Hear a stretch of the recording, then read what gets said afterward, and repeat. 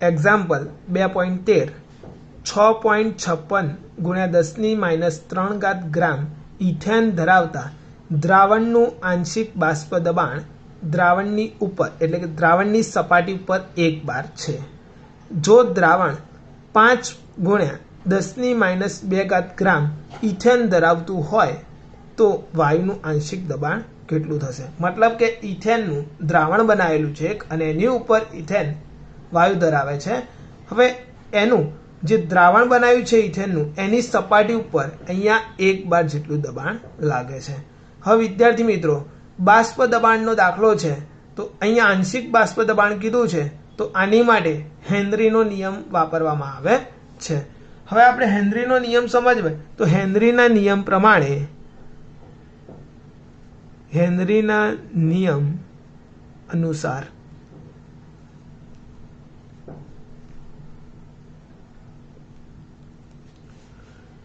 હેનરીના નિયમ ઉપરથી એવું સમજવામાં આવે છે કે અચળ તાપમાને વાયુનું દળ જે વાયુનું આંશિક દબાણને સમપ્રમાણમાં હોય.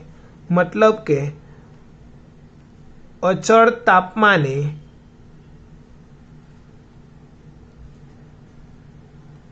વાયુનું દળ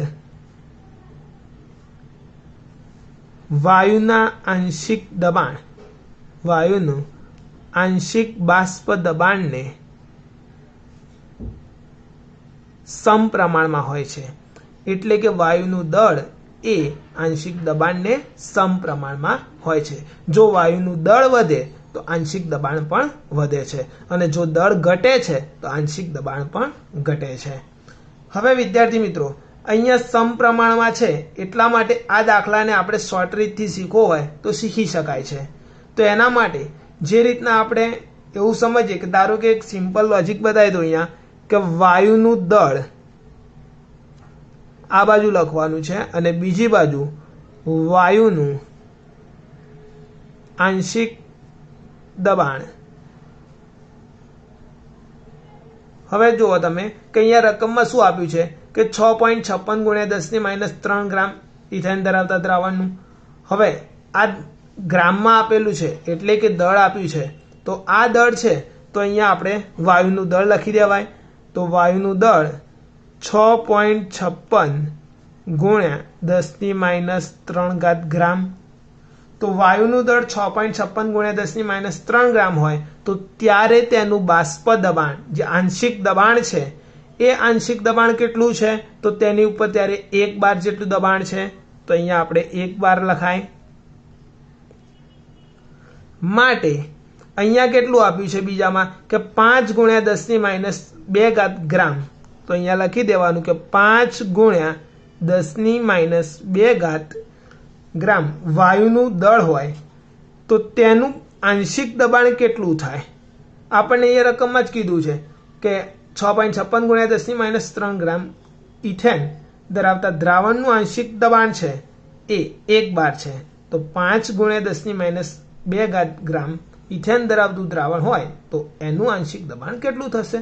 તો આપણે અહીંયા શરત મૂકી દેવાની કે 6.56 ગુણ્યા 10⁻³ એ 1 બાર તો 5 ગુણ્યા 10⁻² કેટલું બાર? તો હવે આપણે સાદી રીતના જે સિમ્પલ મેથડથી દાખલો ગણવો હોય તો હવે આપણે આને ગણી શકાય છે. તો માટે હવે શોધવાનું કે શું શોધવાનું છે તો આપણે આંશિક દબાણ શોધવાનું છે.